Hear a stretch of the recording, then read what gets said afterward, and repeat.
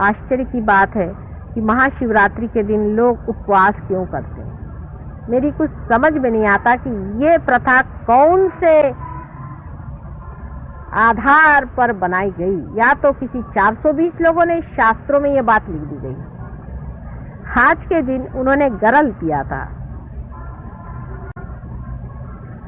और आपको भी आज के दिन हर चीज खाने की इजाजत है कि आज आप गरल भी पी लें। तो आज आपने बराबर निकाल लिया कि आज तो हम उपवास करेंगे। मेरा आज इतने जोर से हृदय चक्र से खिंचाव पड़ रहा है। जिस जिस सहज योगी ने आज उपवास किया है, मेरे हृदय चक्र को खींचे जा रहा है। अंधाकरण नहीं करना चाहिए सहज योगियों को। सोच लेना चाहिए कि जो दिन बड़ा ही सेलिब्रेशन का है, जिन्होंने गरल पी करके संसार में विजय प्राप्त की, उस शिव जी का जब इतना बड़ा महोत्सव है, उस दिन भूखा मरना किसने बताया है। जिस दिन मनुष्य खुश होता है उस दिन ज्यादा ही खाता है। आज तो 2 रोटी ज्यादा खाने का दिन है। आज सबने उपवास करके रखा हुआ है, और इसलिए शिव जी सबसे नाराज हैं। और इस चीज को शिव जी भी नहीं माफ कर सकते। तो हो गया आप लोगों का कल्याण। तभी आजकल सब दूर इतने बड़े बड़े शिव भक्तों के पहले हार्ट अटैक आता है।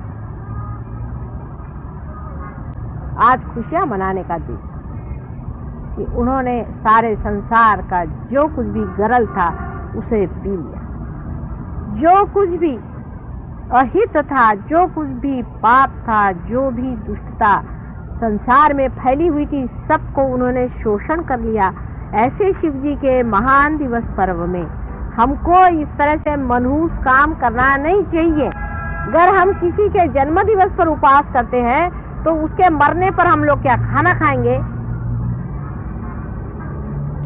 सब उल्टा कारभार हमारे यहाँ चलता है। कोई मरता है तब ब्राह्मण बैठ के खाना खाते।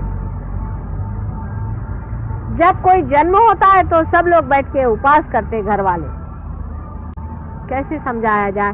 कौन से शास्त्र में इसका आधार है? और शास्त्रों में भी महामूर्खों ने इस तरह की चीजें भर दी हैं। जिसको देखो उसने अपने शास्त्रों में दुनिया भर का अत्याचार कर। एक सोच समझ रखना चाहिए कि आज के दिन उपवास का क्या अर्थ है। सब लोग मिठाई खाएं, क्योंकि आज ये मंदिरों में बैठे हुए लोग मिठाई खाना चाहते तो मिठाई चढ़ाई जाए। अभी रात भर भंग पिएंगे बैठकर और चरस खाएंगे और कहेंगे कि शिवजी खाते थे तो हम भी खा रहे हैं चरस और भंग।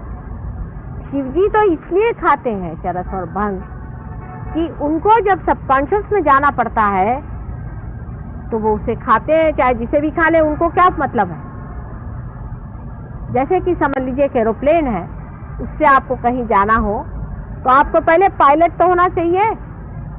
जो वो भंग पी करके और चरस खा के शिवजी नहीं हो सकते। वो तो शिवजी ही हैं जिन्होंने गरल पी लिया, और वो हैं जो दुनिया भर के भंग पी करके संसार के जितने भी भंग है उनका शोषण कर रहे हैं। क्या कि ये भंग कहाँ डंप की जाए? तो उनके अंदर भर दी जाती कि भाई चलो तुम स्थिति हो, तुम पी लो, तुम गरल पी लो, तुम भंग पी लो। तो चले सब लोग भंग पीने आज। क्या आज भंग पी के सब लोग शिवजी हो रहे हैं? आप में से कितने लोग शिवजी के पांव के धूल के बराबर हैं? वो तो भंग इसलिए पीते हैं कि उनके अंदर रखा ही जाता है सारा भंग का स्टोर।